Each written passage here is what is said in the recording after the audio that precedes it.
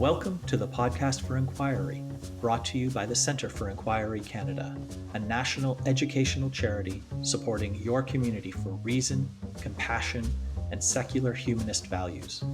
You have answers, we have questions. I'm your host, Leslie Rosenblood, board member and secular chair for CFIC.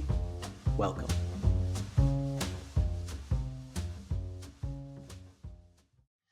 My guest today on Podcast for Inquiry is Kate Cohen. Kate is a Washington Post contributing columnist and author of We of Little Faith, Why I Stopped Pretending to Believe, and Maybe You Should Too. Kate and I talk about her journey from privately knowing she was a non-believer to writing We of Little Faith. She discusses how being an atheist, alongside her commitment to honesty, informed how she raised her children, and how being forthright about her lack of belief in social interactions has simplified her life. We also talk about some of the challenges associated with being an open atheist. I greatly enjoyed my conversation with Kate Cohen, and I'm happy to bring it to you now on Podcast for Inquiry. Kate Cohen, thank you for speaking with me today on Podcast for Inquiry. I'm very excited about this. So, me too. I've read your book. I'll try and get it clearly on the screen here. Mm-hmm. We of Little Faith, and the subtitle is Why I Stopped Pretending to Believe, and Maybe You Should Too. And I've got a lot of questions about that, but I just want to start by remarking how much of particularly the early chapters could have been written by me, not in the sense that I have your skill or facility with words, but in the sense that probably somewhere between like 75 to 80% of what you wrote about your childhood applied also to mine. Like you're the eldest of three sisters. I'm the eldest of three. I'm the middle, actually. Well, you're the middle of three. Okay, so you have two sisters. I'm the eldest. So I have a totally different experience. Okay, all right. You know what? So never mind. Maybe 25%. Never mind. We can't even speak together. But just in the sense of also being raised in a culturally Jewish but minimally religiously Jewish household, and so I felt a great affinity for you just right off the top. But since you're speaking about your book of Being of Little Faith, I got the impression from reading it that was pretty much always true for you, and I want you to expand on that a little bit, because I've spoken with several people on this podcast, and it was sort of their journey from faith to non-belief. And for you, if anything, it was a couple small steps. So can you? Right. And that's unusual. And so I was hoping you could say, like, how did you arrive there, or or was that just your starting place and you never left? My journey, I would describe as more a journey from lying to telling the truth, or from pretending to not pretending. So you're absolutely right. I cannot remember ever believing that the God that I was praying to as a young Reformed Jewish child was an actual real entity. I don't remember ever thinking that he was real. I always thought of him as a character. And as you probably, or you may agree, the Old Testament God is pretty easy to think of as a character. He's just he is like, he's literally a character. He's so irascible and quick to anger and concerned about his image and all these things that just feel like a real character, more like a Greek god, really, than what we later think of as like the sort of Christian God that's more removed from, human emotion. So anyway, but I never thought of him as real. And I always assumed that everybody around me did. I didn't know, but I never asked. I went to services with my parents. We did We did Shabbat dinner every Friday night. We did the blessings over the candles and the wine. I Again, you're was bat describing my mitzvah. childhood right here. Yeah, exactly. My sisters and I were bat mitzvah. We all went to religious school. Um, so you know, you say minimally religious when you describe it, and in some ways it's true. Like, I never remember my parents invoking God Mhm. um, as a reason to do something or not do something, or even um, from what I could tell, praying outside of those very, well delineated ceremonial times. But we participated in all those times, and my parents, we never had the conversation about what we actually believed or didn't believe, and so I kind of gathered that I was supposed to believe, and so I just pretended, somewhat just by doing the things that I was supposed to Right. do. It's Not usually because it wasn't often that I was actually put in a position where I had to lie um, out loud, mhm. but I certainly was perfectly happy letting people think that I meant what I said when I said those prayers, and led other people in prayer, which is the thing. The bat mitzvah thing is the thing that is just like, wow, I was really telling everyone to get up and praise, this supreme being that I didn't believe in. Right. But For me, that I had something similar, and I think I I wouldn't have said at 13 I didn't believe, yeah, or I believed that God didn't exist. But for me, it was more of an agnostic position. There must be something to this whole God thing right. because everyone else seems to do it. So I must be missing something. I took kind of that humble approach, which Yes. was fine. I was 13 years old. I knew very little about only a couple of things, and the list of things I didn't know was very, very large. And the whole God So you thing were was comfortable yeah. in So that position. I Yeah, didn't get it right, and right.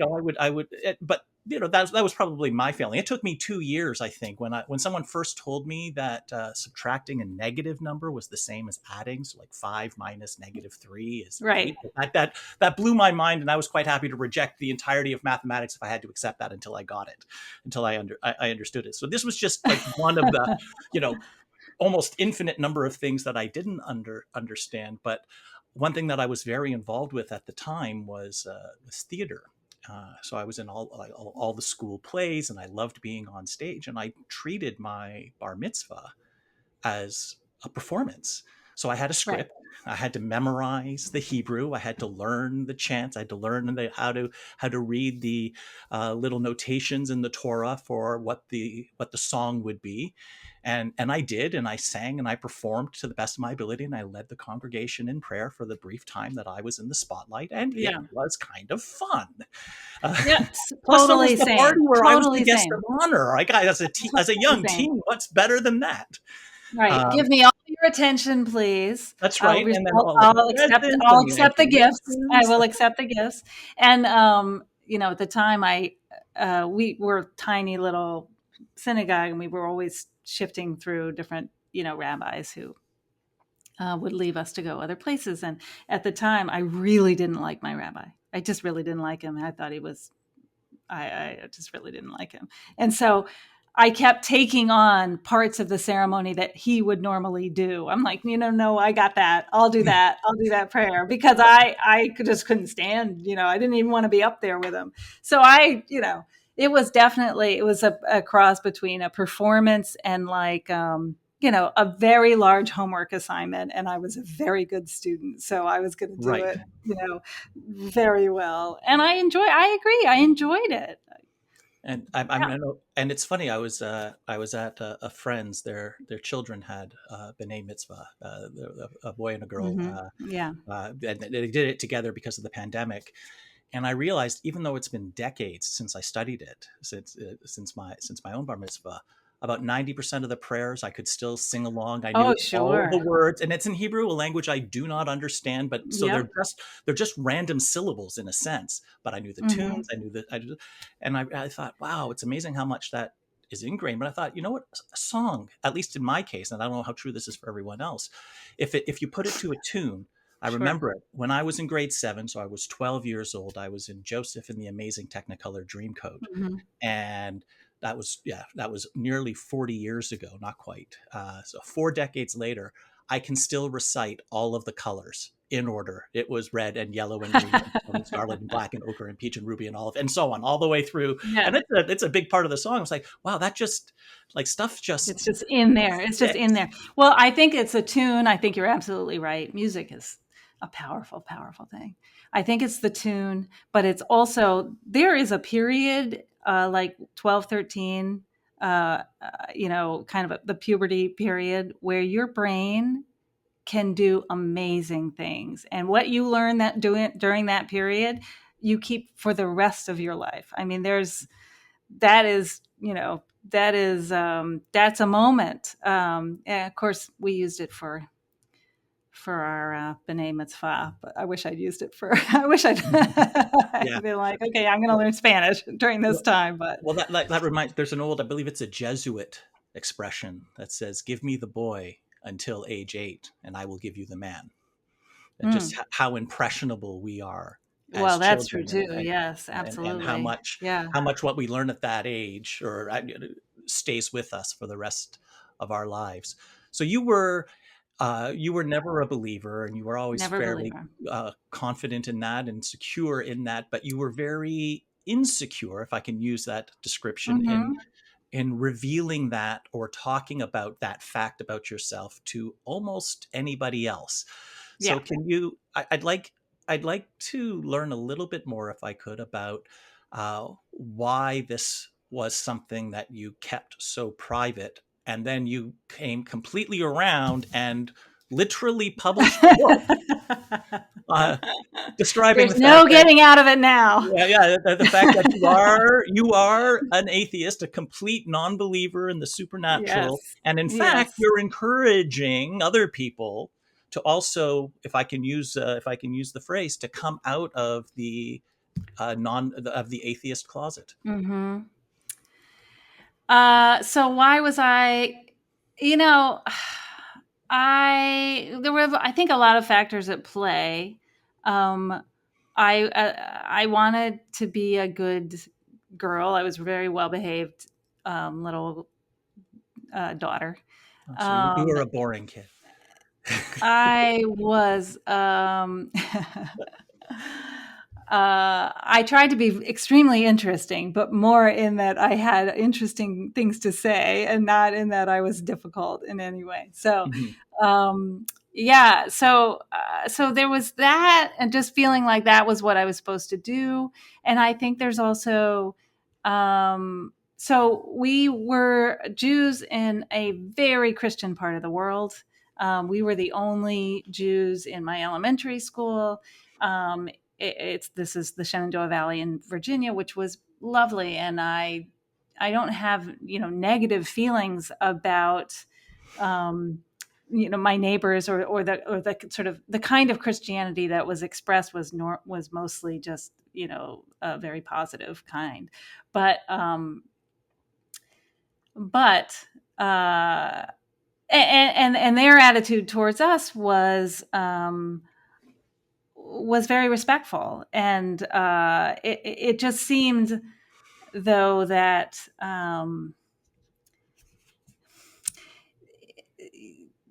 to be a part of the community, we were sort of like welcome to be a part of the community, but there was this assumption that we just had a different God that we were worshiping, and that was fine. But that was like as far as you would want to go. I feel like, I mean, the So, sense so, of so your completely impression was rejecting that any religion it would be would be, fine that you were Jewish, but it would be a yes. problem if you were an atheist. I Like, mean, I never heard of an atheist. okay, People never spoke of anything. I mean, it was just a very, like, there was sort of God everywhere in our specific, churches everywhere, in our specific town, and it was sort of a general region. but also, of course, in the country, uh, this, I mean, we're still, it's gotten even more like this, but this whole kind of, the under God and the Pledge of Allegiance, and the, God bless America at the end of every speech, and the, in God we trust on our money, all that stuff. I mean, I really got the, impression that I think a lot of people have, that to be, a decent, normal person was to be a believer, on some level, some kind. It was Mhm. okay if you were Jewish, but it Okay. had to be, but it would have some kind. And I, yeah, I didn't know anyone who identified as a non-believer, as a kid. I'm sure I knew non-believers, but I didn't know anyone who identified that way. And in my elementary school, this is a public elementary school, they had religious education. Everybody would, leave the classroom, actually technically leave school grounds, so that it wasn't unconstitutional. They would go to a little trailer off the school grounds, and we were allowed to opt out. But it was like, because we were Jewish. It wasn't because we thought it was ridiculous, or because, we didn't believe. It was because we believed this other thing. And so I sat. I think there was one other kid, and I'm not sure what her excuse was, but but we, sat and did my homework or whatever in the classroom. Everybody left for an hour and a half, and then they came back. So it just wasn't. It was sort of unthinkable. It was sort of unthinkable. Um, yeah, And and so then, you, yeah. mhm. So go ahead. Well, and so it was, yeah, you don't know, you don't consider yourself an atheist because the word wasn't part of your vocabulary, or it wasn't, Yeah. it wasn't, because there was no modeling of it. There was nothing in the real world around you that you couldn't imagine adopting that yourself. I'm just trying to I guess there was understand. nobody. I mean, I was a huge reader. I must have read examples of atheists and, uh, culture. There, I would just reread To the Lighthouse. Have you ever read To the Lighthouse? Yes, I have, in fact. There's the atheist in the character in that, which I totally forgot about. So it's not like I didn't know, I guess, after a certain age. But certainly nobody around me, nobody, Mhm. none of the grown-ups that I, was close to, or, expressed that. The idea that God was just made up, which is how I now, I very rarely say that God doesn't exist, because I really am so conscious of God as a cultural force and a literary character and all these things. Yeah, I just think humans made him up. Is the way that I say it now. But anyway, so I went to college, and and in college I also, found it useful to, kind of be Jewish and even pretend that I was more interested in being Jewish, and that, keeping kosher, etc., to get out of, the dining hall, which I'm not particularly proud of. But that was one of the sort of low points of my willingness to pretend. And then as a young adult, I have, my husband's, family is more, especially his father's, far more observant. They actually kept kosher in the home, and he went to, Hebrew school, and, again, probably trying to please the, male authority figures in my life. I certainly, as a young adult, I, kept my beliefs to myself, I would say, even through my Jewish wedding. What I, my husband is also a non-believer, and, I but we had a rabbi, and we said, we would like to keep the God stuff, you know, mm, a little bit out of the ceremony as much as we could, and we did. But it still was a Jewish wedding, and there's Right. still, there's still that one prayer you have to do in Hebrew. There's there was still, I feel like the form, if not the content, was misleading, I guess, in a way. Although people could argue about that, but there's a chapter in the book about rites of passage, and I really ultimately, looking back, sort of come to the conclusion that if you give people that familiar structure, you're really inviting them to sort of fill in the blanks, to sort of make the connection and assume that you believe what you are kind of implying you believe, or that you I, might. I don't know. Right. Well, I want to come back to the rites of passage because I Yeah. think that's an important that's an important topic, and I've got a few questions to ask about that. But Sure. Sure. I want to come back to so you've transitioned from a girl to a young adult. You've graduated Mm-hmm. college. You've Mm-hmm. gotten married. You're still more or less a closeted atheist, Mm-hmm. Yeah. non-believer. Um, so. So you wrote in your book about the activation button. Mm-hmm. What pushed your activation button to go from a closeted atheist to an open non-believer, shouting it from the hilltops, at least metaphorically speaking? Okay, well, that part was I didn't get to shouting for a little while, but Okay. it was Well, having children. that's where you are now. Yeah, So that's where I'm I am interested now. in the journey So what from the thing that set me on that path for yeah. sure was having children, Okay. and uh, feeling like for the first time, I guess maybe that I was responsible for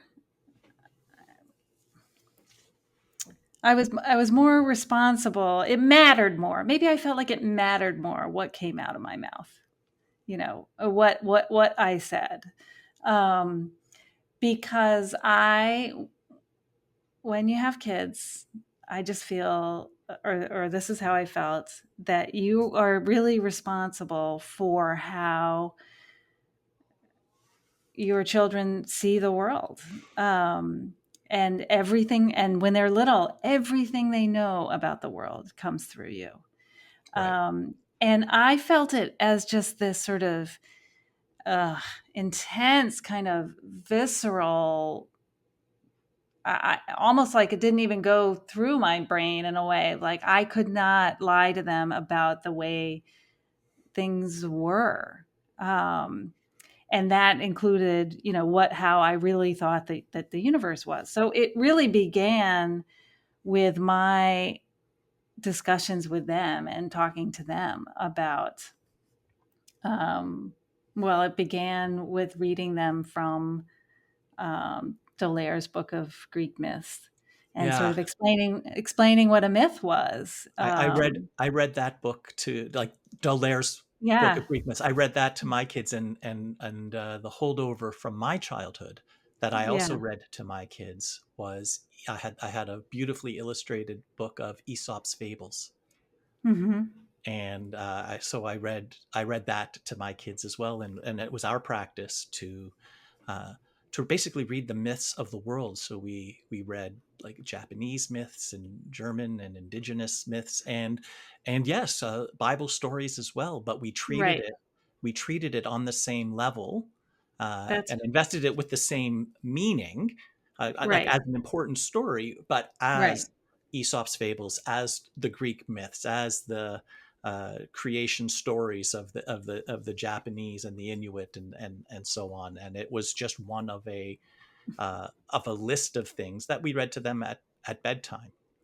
So you were, when you were sort of fully a non-believer by the time that you had children. Yeah, Where were you on your so journey? for me, so I mentioned before I was like as a kid I was agnostic in the sense, or just there's something Yes. to this whole God thing, but Waiting to understand. yeah, that's right. Well, there were essentially two things that happened, and I'll keep this short because I want you to be talking. But the two things is that when I was an undergrad, I spent a term living with born again fundamentalist Pentecostals, where the only truth about the world that had any Mhm. merit whatsoever is from the Bible. So, essentially, as a mechanism of self defense, for the first time, I read the Old and New Testaments cover to cover. And I Mhm. realized that if this is the foundation of faith, then then faith is false. Like, it's that I could not, Right. having actually read the Old and New Testaments, I could not believe that this was an accurate depiction of history. Like Genesis, they get evolution wrong, for like way wrong, the order of things among thousands and thousands of self contradictions. I said things like, "All right, this book here is the absolute truth. Here, chapter and verse, he has one son. And here in this chapter and verse, Yeah. he had two sons, same person. What is true? I'm confused. Like, just tons of contradictions. Mhm. But that left open the door that, all right, so like the Christian, Judeo-Christian, Islamic. I hadn't read the Quran at that point, but that's kind of the third chapter in the trilogies. So I like the great monotheisms I figured were Yeah. false, and human inventions. But that left open the door to other, like, just human interpretation of nonetheless a true event.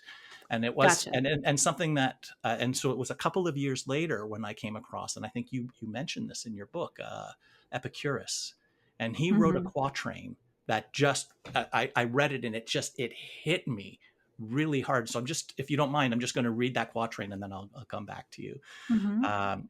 And he wrote, and this is like 2,500 years ago, so this is not new. Is God willing to prevent evil, but not able? Then he is not omnipotent. Is he able, but not willing? Then he is malevolent. Is he both able and willing? Then whence cometh evil? Is he neither able nor willing? Then why call him God? And for me, that was just, I like, Yeah. I read that, and it just goes through all of the possibilities, and I want, Yeah. like, we're done here. Like, it was like a complete logical proof that this omnipotent, omnibenevolent being simply does not exist in our universe. and Mhm. and the combination of the two, the first being that, okay, the Judeo-Christian Islamic God is clearly a human creation based on its sacred scrolls, and then this philosophical logical proof of the impossibility of an omnipotent, omnibenevolent being, at least given the world that we do have.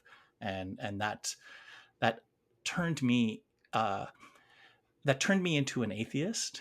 And I was kind of a staunch atheist for a few years. Then I got bored because I realized that there were no new arguments either in favor or against the existence of God for thousands of years. Like, they're repackaged and updated to be part for a modern audience, but the core arguments, there hasn't been new ones in ages. And what that experience did turn me into was a staunch secularist. And people, where for me, people can believe what they want. If they want to engage me Mhm.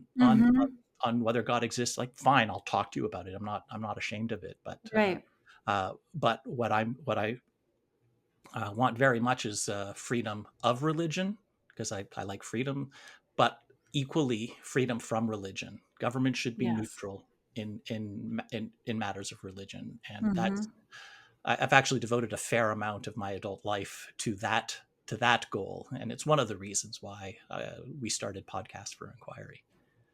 Sorry, that was a bit longer than I had intended, but No, that was no. my journey. Yeah, it's so interesting because I think, like a lot of things that I ultimately come to write about, um, my experience really started with the way that I was, or the way that I felt things to be. And then, my brain followed, kind Mm-hmm. of. It didn't, I mean, I love the Epicurus quote. I love so much there. First of all, I just love how long there have been atheists and what wonderful things you can find from, the ancient world.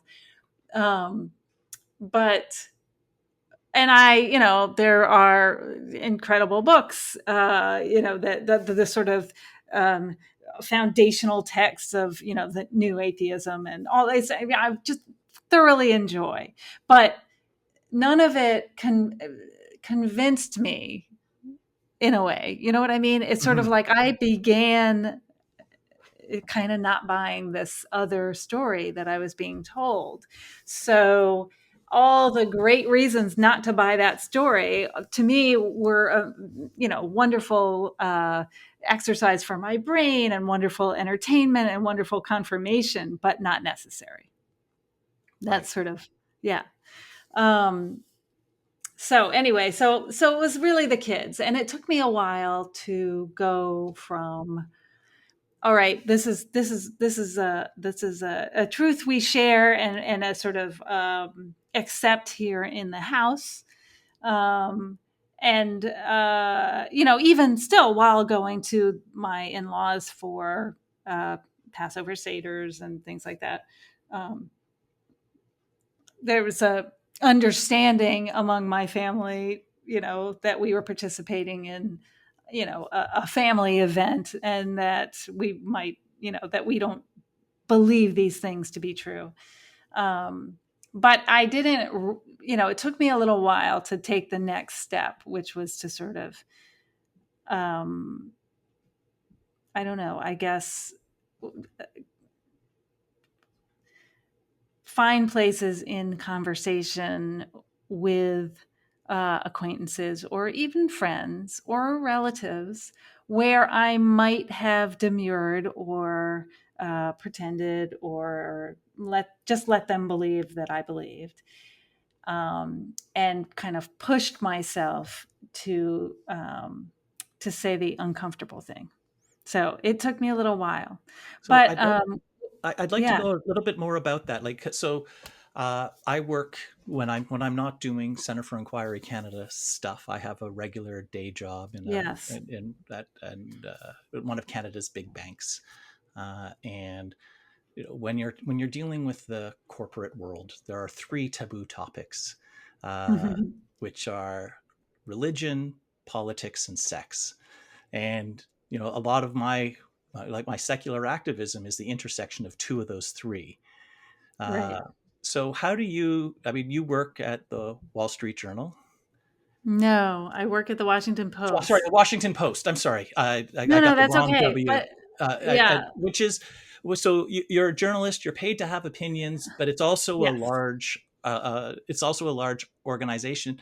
Are those types of taboos still present in your workplace? And if right. and if not, great. And if they do, how do you navigate it? And what's your advice to people who who find that bringing that up, even if it comes up elsewhere, but even Right. engaging in that conversation is potentially fraught, and not from an interpersonal perspective, but like from a career perspective. And then I promise we'll come to the interpersonal stuff. I am not going to be any help here. I work Okay. remotely for the Washington Post.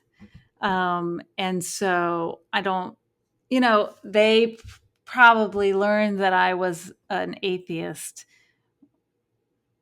Um, let's see. The first, no, I freelanced a few times, like they had published a few of my things before I was under contract. And I think one of the first things I ever wrote for them was about um, this car ride I took with. I'm going to find the link so you can put it underneath, because Sure, we'll they include that in the show they notes. did a beautiful job with it, actually.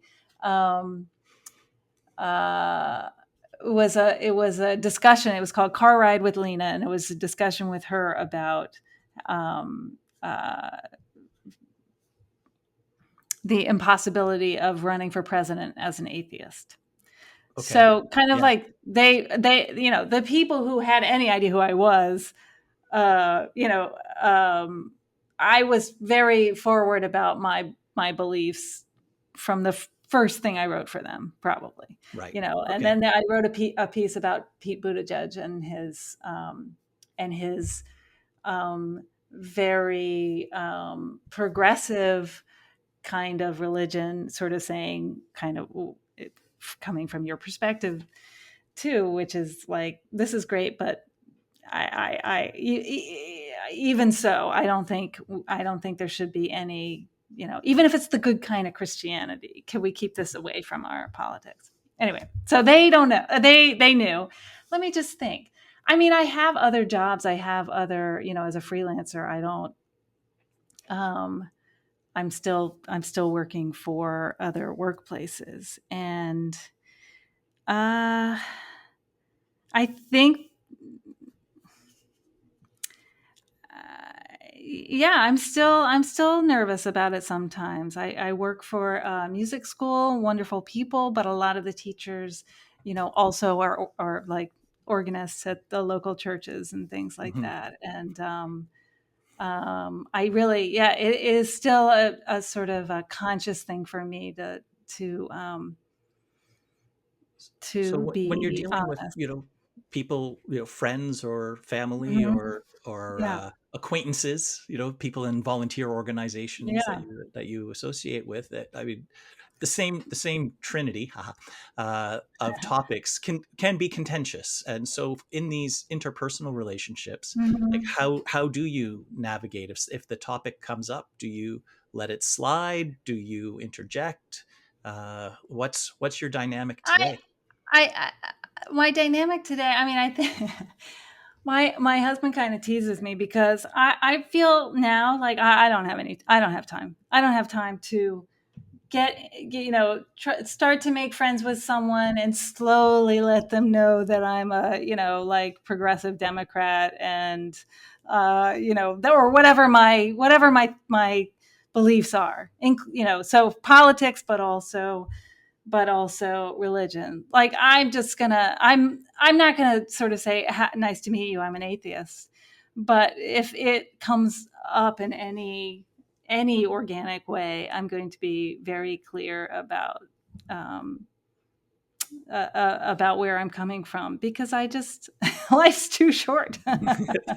And if they don't, if they're not in, I'm not. My kids are all now. They're all. I'm an empty nester. You can congratulate me. This is Congratulations. I've my had one first. that has left the home so far, but there's Okay. there's three more still living under my roof. So, I'm not gonna embarrass them. Well, that ship has sailed, but they're gone. I've got my jobs. I'm not, no, I'm risking nothing. Right. All I'm risking now is, that like awkward moment or something, or that someone doesn't want to be friends with me that I wouldn't want to be friends with. So, I've really gotten to pretty far on um, on the sort of not worry about it side, in a sense. Okay. However, Hmm.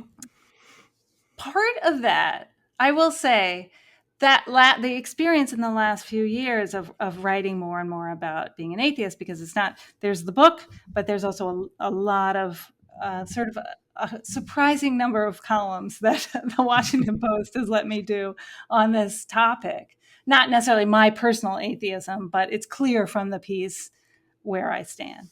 Right. Um, the more I talk to people, the more I feel like people are hungry for that kind of honesty. I have had so many experiences, again, sort of making myself do it. And then what I get back is something surprising.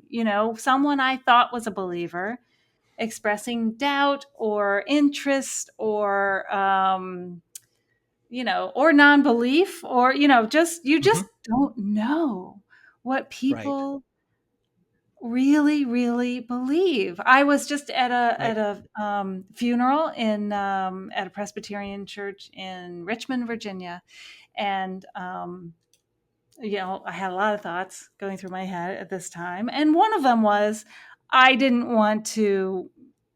I was conscious of how many people knew who I was and what I believed, but that was okay.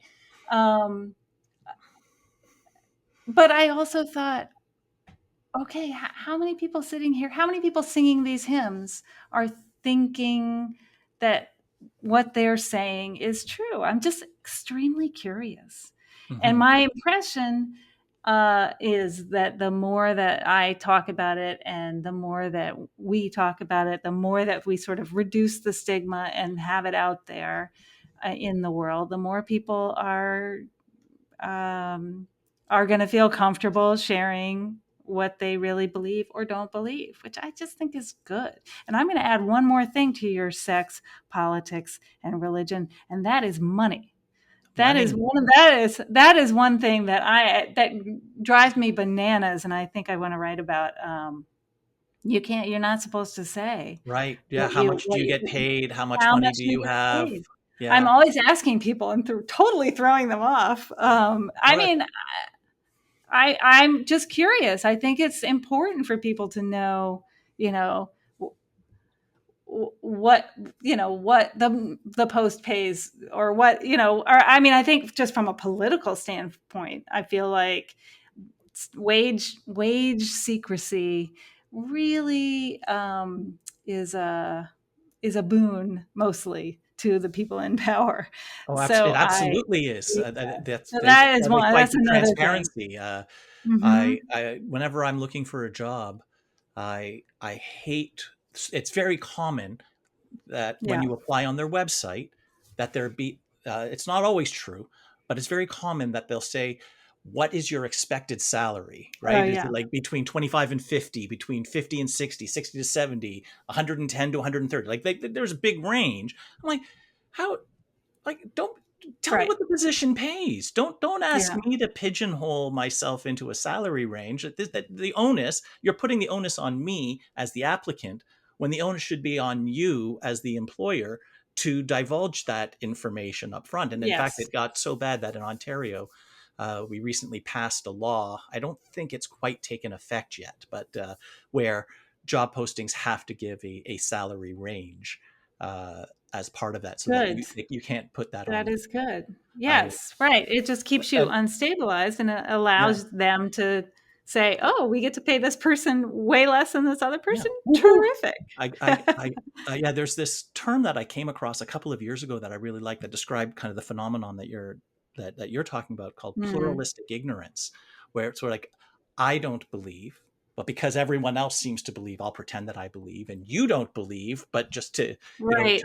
to go along, to get along, you pretend to believe. So here we So are we're together, all both, pretending. and the number of people that aren't believers may be very large, but nobody knows about anybody else. And and this Oh, happens this a is a lot huge thing for me. This is a huge thing. and it uh and there's, I was reading some papers that say, like, particularly in autocratic or dictatorial Mhm. nations, that they depend on that. There's Right. because everyone has to pretend that they're very happy with the political leadership. Why do they pretend that they're happy with the political leadership? Because if it turns out that if people find out that they're not, they can be sent to jail Right. The or risk killed. is very high. Yes.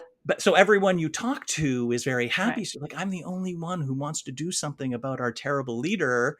It's not Right. true, but there's no way to find out. So that's, yeah, that's a very interesting phenomenon. And I want to quote something um, from your book that really resonated with me, similar to this. Mhm. And it was, you wrote that, I just want to change the default setting of American culture and politics from "in God we trust" to "secular until proven otherwise." And I want, oh, wow, that's a dream that I aspire to as well. And I'm hoping that Yes. together we can accomplish that. I mean, not you and I alone as individuals, but through the organizations that we're Absolutely. a part of, and reaching out to Absolutely. the audience of Podcast for Inquiry, we can you know Right. push I mean, push societal discourse in that direction. I wrote a column about this. And I talked about that experience that I had in elementary school, the very, um, sort of polite and amenable school leaders who were allowed me to opt out of religious education. And I really feel like, um, I was grateful for that. And and over the years, I've just come to realize that it should be, I shouldn't have to opt out. It shouldn't be on me to opt out. If Mm-hmm. if if someone wants to swear allegiance, or to swear an oath on a Bible, then they can do that and add that part. They can add that. I shouldn't have to. Um, Right. I shouldn't have to It's not opt out of Christian by that. default or Right. religious It by should not be default. Christian by default. I shouldn't have to. I shouldn't have to. Leave the room if I don't want to hear a Christian prayer before my town board meeting or something Right. like So that. you wrote about this, Yeah. and I wanted to talk about that because there was okay. I'm going to talk about your case. There was a similar case in Canada. You wrote about Greece v. Uh-huh. Galloway, and Yeah. I'm just going to quote you. In Greece v. Galloway, the Supreme Court held that the town wasn't violating the Establishment Clause, even if the prayers that started its meetings were sectarian, even if they were, "We acknowledge the saving sacrifice of Jesus Christ on the Mhm. cross" level sectarian. So talk to me about this ruling, because that really shocked me, that this is not a violation of the Establishment Clause of the First Amendment. And so tell me about the case and what the rationale was from the Supreme Court in its ruling that this is okay. I mean, you're kind of testing me, but my memory is that the idea was um, because it wasn't specified that it had to be Christian, and other people were allowed to give, a sort of opening prayers. That somehow that leeway that was enough to make it constitutional, and Interesting. not to violate the separation of church. It's ridiculous not to. Yeah. And also, there's this again. It's before the meeting starts. So if you wanted to leave or not be there during that part, it'd be fine. You wouldn't be And that made losing, it okay. you wouldn't be, as a citizen, you wouldn't be, putting your rights, losing any rights to participation. Um, if you, yeah, that would make it okay, I guess. So all of these things, which are clearly, in another breath, I think in another paragraph, talking about how prayer helps everyone set their intentions and does all these good things, and it sort of can't be, both things can't be true. It's either an important thing, um, and missing it is a problem, Mhm. or being excluded from it because it's a prayer to a being that you don't believe in. um, uh, Missing it or being excluded from it, either is a problem or it isn't a problem. Right. It either is a thing that needs to be there, that should be there, and therefore should be for everyone, or it's a superfluous thing, and therefore we should just, be done with it, because it seems to me it is only a way of excluding people.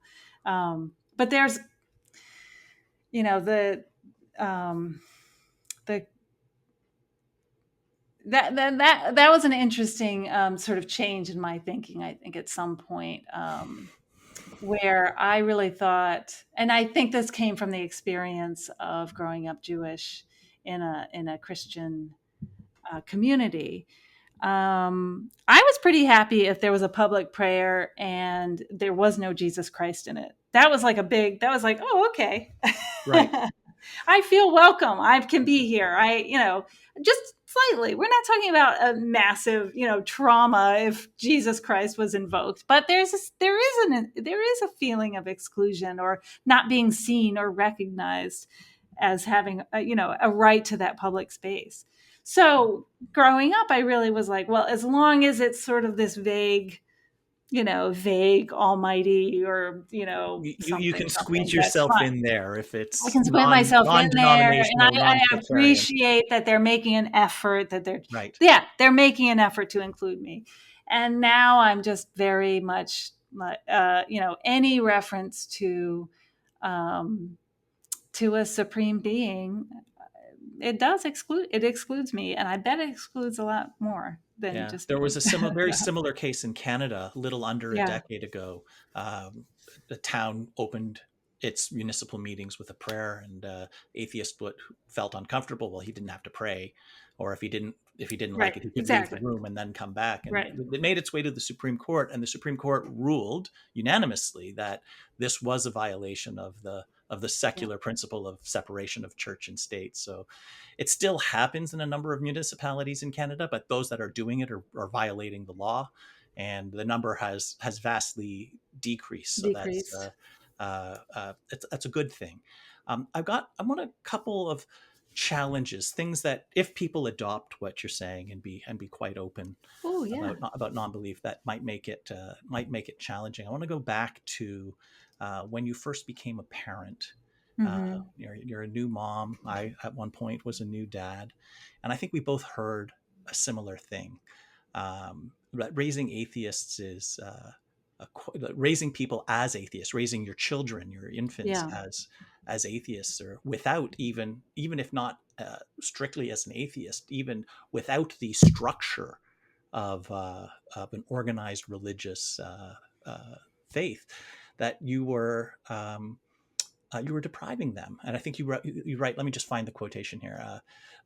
Raising atheists was far more questionable.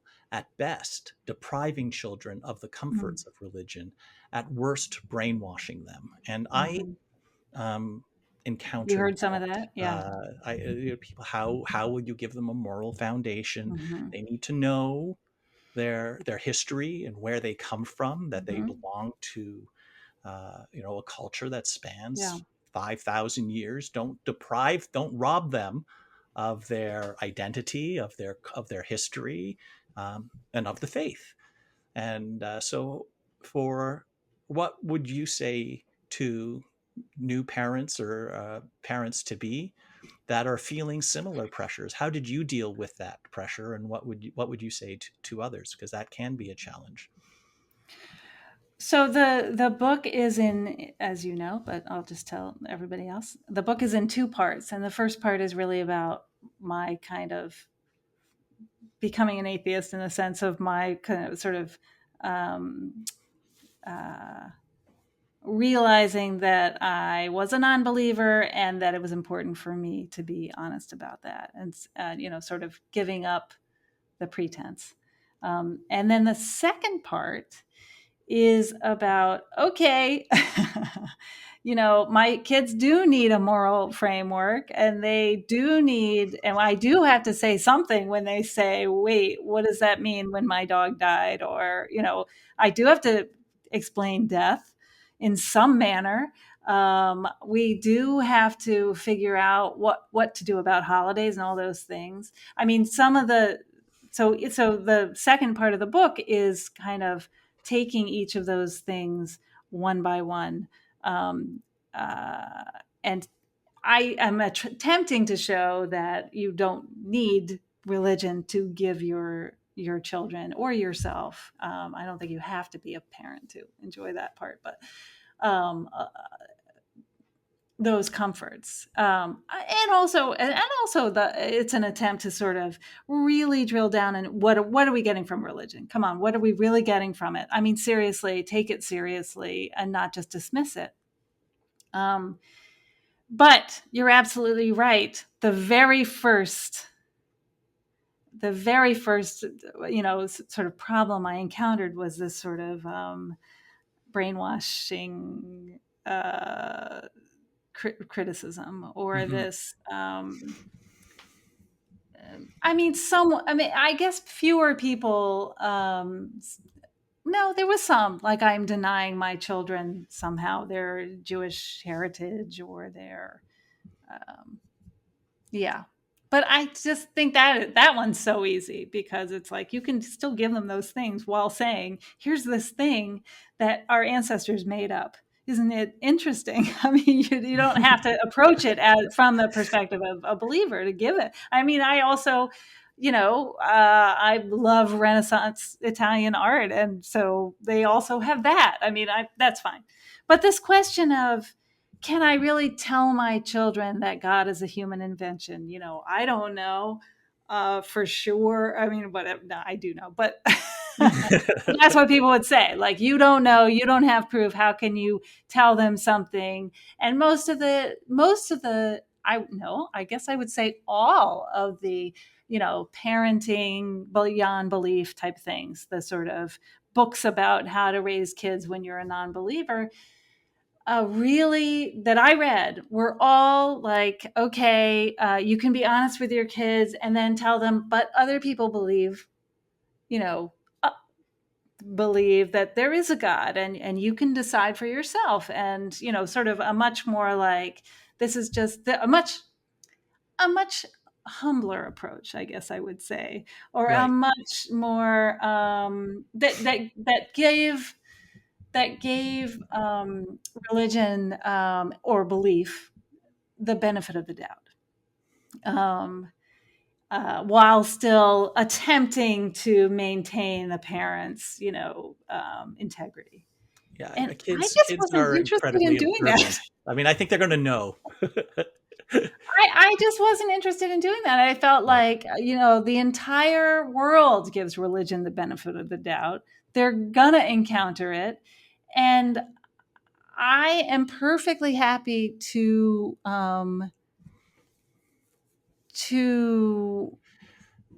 teach my children that the world is a certain way, that's fine, that in terms of, and in terms especially of intangible things, and a belief system and all that. I mean, I make the point in the book that, I don't know that there's no monsters hiding under their bed. I don't know that for sure. But I'm very confident saying, no, there's no monsters under your bed. There's no monsters. There's no Right. such thing as monsters. Monsters are something that we made up, and they're fun to think about, and it's fun to get scared, but but they're not real, Yeah.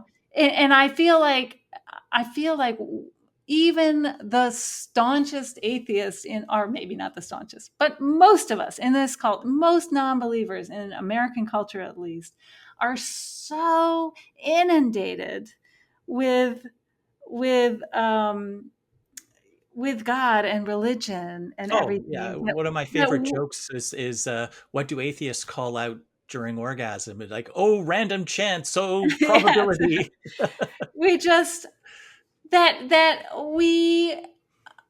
we have to remind ourselves that this is a made up thing, Mhm. that we don't need to give it the benefit of our children's doubt. I mean, no, no, this is a made up thing. And I think thinking of it as a human invention and describing it that way did help me a little bit, in terms of, I'm not saying,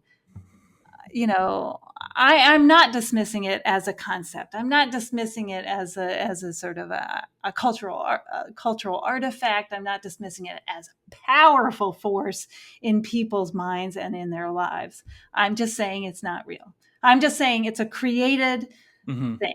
and that really helped me over that hump of like, how can you say this? How can you just sort of, oh, it's easy to look around at the sort of vast variety of world religions, at the sort of I don't know, the scientific explanations from the Bible that turn out not to be true. The I don't know. It's sort of easy for me to say, oh, this is something that people made up. And also to be sympathetic to that, and to think, as I did last weekend at this funeral, like, oh, here is this structure, this incredible structure, intellectual structure that we've developed to deal with the fact that people die. And there's something beautiful about that architecture of belief, and the actual architecture, and there's so much that I feel, I don't know, positively about, or at least sympathetic to. Well, I But have. when it comes to just the Mhm. basic, is this a reality or not? That was pretty easy for me with my I kids. I have two more questions. Actually, I have about 20, but I'm going to ask two more Okay, questions. whatever. Yeah. One is related just to what you just said about, and what we were talking about earlier, these rites of passage, right? Mm-hmm. About funerals, about weddings, Yeah. about Yeah. confirmation, about bar and bat mitzvahs. And holidays. I'm going to read a quotation, and then I'll from your book, and then I'll ask the Okay. question. Holidays may seem like one of religion's more frivolous perks, like Renaissance paintings or organ music, but they have a way of anchoring our lives that we might not appreciate until we attempt to give them up. We need them more than we think we do. So, in my family, for example, we don't get together for the high holidays, for Rosh Hashanah or Yom Kippur, really. Mm-hmm. But we do get together every year, minus the pandemic years, for the Seder.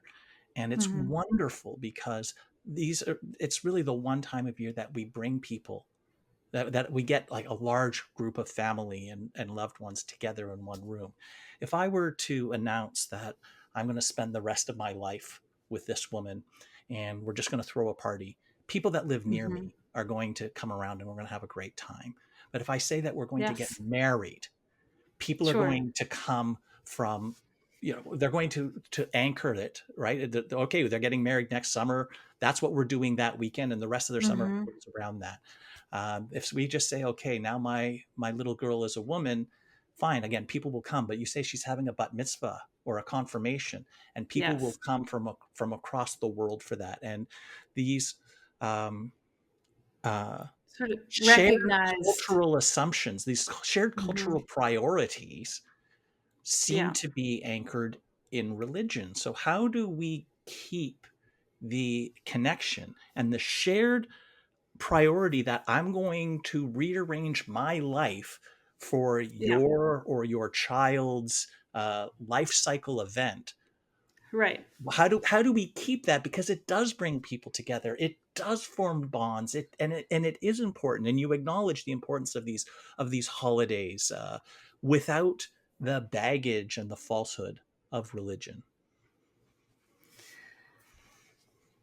That is a very difficult question. I don't think um I with rites of passage, in the rites of passage chapter, I ultimately don't think I resolved it exactly. But I feel like, well, one thing you can do is do it and not believe in it, which a lot of people do, and you can still get a lot out of it. Um, and it's helpful if most of the stuff you believe is in a foreign language, as for us, Mhm. or that you don't believe is in a foreign language, which is that was helpful. Um, you can do it and sort of put your own spin on it. That's the second thing you can do. which is what we tried to do with our wedding.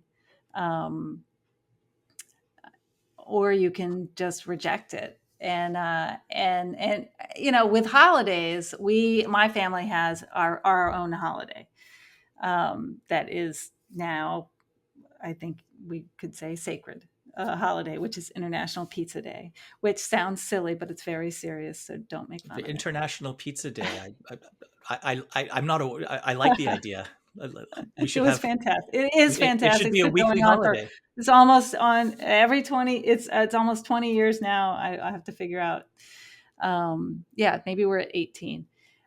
It's a huge deal in my family. But you're absolutely right. And my parents do come from Virginia to Albany, New York to celebrate. So we did get someone on a plane or in a car driving a long way. But you're absolutely right. That's a real problem, I think, for people who leave their religions completely. You can make up, and it's an incredible practice, and it's an incredible process to make up a rite of passage. Um, But if it's not but shared, to get right? right to to have that sort of larger buy-in from not Hmm. just, I would say, people traveled for my bat mitzvah who were not Jewish. So it's like, but they still recognized it as a major life cycle event. Hmm. So to have that sort of larger cultural buy-in, um, I don't know. I don't know. I think it would be a really interesting project um, to try to develop something like that. And I think I have um, an example of, in Norway. There's you can do a confirmation, which a lot of people do, or you can do a humanist confirmation. Church confirmation or humanist confirmation. They have a really, it's very well. It's very well kind of administered and thought out program. It's sort of easy to be a part of, and Norwegians are like serious non-believers, generally speaking, and people still do the church one in way higher numbers than you would think. So it's tough. It's tough, and I don't know that the answer is necessarily to leave behind, um, religious traditions that are super meaningful. I really don't know what the answer is for rites of passage. I think holidays are maybe a little bit easier, but International Pizza Day, big family holiday, and in my when my children, each of them, in their second grade class, they had to do a poster about a holiday, a family holiday, which I think was an effort for this very lovely elementary school that they went to be like inclusive of everybody. It was probably around December or something. So trying Right. to include everybody and make it clear we don't all celebrate the same holidays, et cetera, et cetera. And my kids would not do International Pizza Day, no matter how much I said, what is calling? They're like, no. And they are like, Mom, it has to be a real holiday. And that is exactly what you're saying, like a holiday that other people Right. recognize. Right. So they did Hanukkah or whatever. I don't know. I don't know. And I think this is that, this sort of the community aspect of of uh, of religion is that's the toughest. Yeah. I That's think the that's toughest thing to replace. humanists, as humanists, I think Yeah, that's what we need to focus on to next. focus on. We I really mean, need to build like things yeah, like if someone is diagnosed with cancer or breaks a yeah, leg or loses a job, who's going to be there to make sure that you're okay, to get you to a doctor's appointment, to bring you a casserole right, so that you know that you're loved and right, that you've got right. people taking care of you. Yeah, And if as individuals, yeah, almost most of the humanists that I know pass that test or with flying colors, but as a movement and as a community, that's not what we have been working on so far. And I think that's kind of the next big thing that we need to build. It's so interesting because I mean, I'm a non-believer. Absolutely no question. And but I don't know if I want to like structure my life around that, or like necessarily, I think I'd be more interested in sort of a weekly political gathering or a week, it's sort of like, this is the problem. There is something about, religious observance where that's just what you have to do. Right. And that you have to go every week and you have to do certain things. And you're right. And especially for people who don't have, big extended families or neighbors around them. Or I was again at this funeral thinking, well, who's gonna put the cookies out at a reception for, after the service, if you don't have I guess ours was a sisterhood. I don't know what they call it at the church, probably the same kind of a thing. But like, the thing about organized religion is it's organized, and that's not nothing. Yeah. That's not nothing. All right. Final question. Go back to when you were writing about when you were a closeted non-believer and why you found admitting so publicly to be very intimidating, because I think this will resonate with a lot of people. And again, I'm just going to quote one paragraph for you. Your presumed atheistic responsibilities are extremely time consuming. After you complain to the school board about the daily recitation of the Pledge of Allegiance and sue the town for its pre-meeting prayer policy, you have to picket a Christmas display, debate a Jesuit, carefully re-stamp all the "In God We Trust" mottos on your paper money with "E pluribus unum," and try and convince your grandmother not to go to church.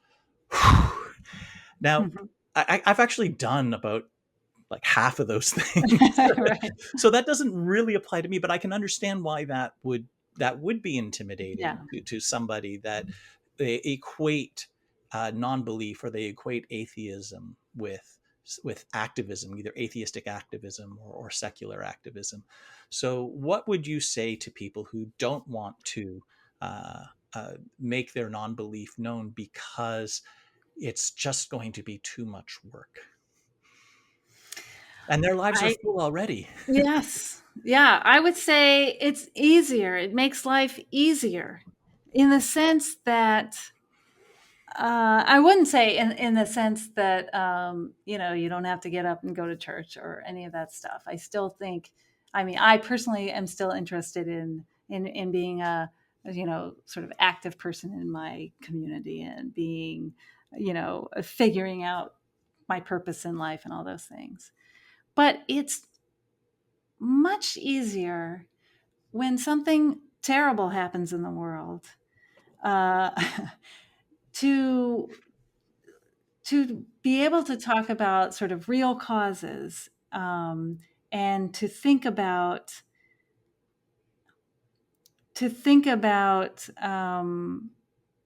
kind of human action and how that has affected events, than to try to figure out how an omnipotent, benevolent God could have let something horrible happen.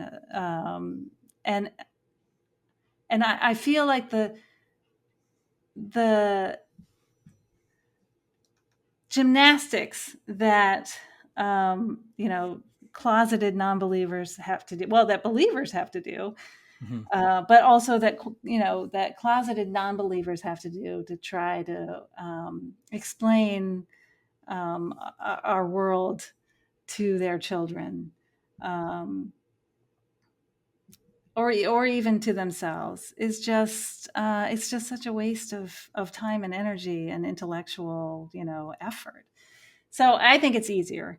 I don't think if you're an atheist, you don't have to do anything. And this goes back to your hope for a secular world too, and my desire for the default. It should be that that's just what we all are, and then if you want to add on to that, go right ahead.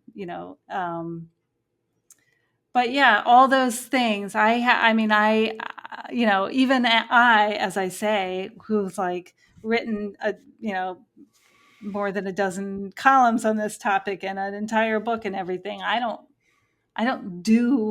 atheist like every day. I don't do things as an atheist particularly. The only thing that I'm really trying to do, that I think is important to do, to sort of get to the future that I think both of us want to see, where people can be more honest, and our politics reflects that. The only thing that I'm really asking people to do, if they can, at little risk to themselves, is to be more honest about their beliefs, their non-beliefs, in moments when they find themselves ready be um, to be dishonest or misleading, to be honest instead, and see what happens. Okay, I Kate. think it can make a huge difference. Uh, I want to thank you. There's one more passage that I just want to thank you for including in your book. I feel a lot in common with you, but I also have at least one thing in common with your father. And you wrote that your father actually built his church, the Mm. Blackfriars Playhouse, a reproduction of Shakespeare's indoor theater. I lived in England about 25 years ago. And when I went to see a play, I have a deep and abiding love of Shakespeare. And when I went to see a play at the Globe Theater, even before it started, Mm-hmm. I was just in tears. I was so reverent and so filled with awe. It was incredibly moving. And then seeing the play performed was uh, really, it's a highlight of my life. And when I talk about that experience with my friends, they say that my descriptions of my feelings are indistinguishable from religious awe, like that, like the way this is the way that people that had a religious revelation um, uh, talk about Well, it. And I mean, we didn't so talk about churches, but that, no, the it was a physical, theater. yes, It the was the theater, the theater, architecture, the history yes, of that place, and yes. There's something about being in it space. Yeah. was. I even just I'm I'm tearing up just thinking about it a little bit, like the idea that we need religion to feel awe and humble and amazement is a fallacy. It's It's a something that fallacy. is Yep. open to all of us, and I Yes. really But we want. do I need found those that passage spaces. just because of its personal Yes. resonance to be Yeah. incredibly moving. So I wanted to thank you for including that in your book. Great. And you got to get down to Stanton, Virginia. It is a beautiful theater. Okay, It well, is a I beautiful didn't know theater. about it until about 2 weeks ago, but now Yes. Check now I it think I need out. to come. And if you're going to head down, let me know. I'll meet you down there. Sounds wonderful. So, Kate Cohen, thank you for taking the time to speak with me today. Any last thoughts for our listeners? If you are tempted to speak up about your non-belief, just keep in mind, as a little extra encouragement, that the person you are about to reveal something to yourself might need to hear it. It's not just necessarily an unburdening or a question of being honest for honesty's sake or for politics' sake. It actually could be a gift to the person that you're talking to. That I have found I have found more and more as I talk to people to be true, and it helps give me that little extra encouragement when I'm tempted to be very polite and you know and dishonest. So Right. So that is my final word. together we can remove the blinders of pluralistic ignorance. Mhm. Yeah, and Well, also tell people what you make. Well, Kate Cohen, this has been wonderful. Thank you again Thanks, for Leslie. speaking with me today on Podcast for Inquiry.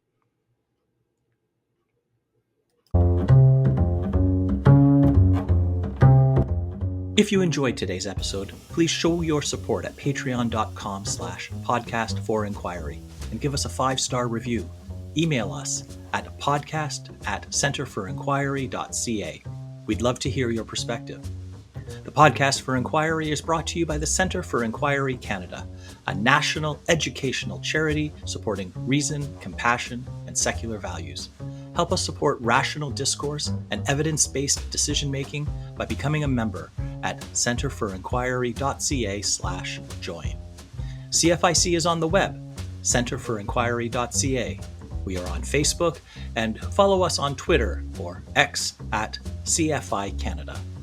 Podcast for Inquiry is produced and edited by Zach Dumont and Martin Zielinski. Music by Anthony Lazzaro. I'm your host, Leslie Rosenblood. See you next time.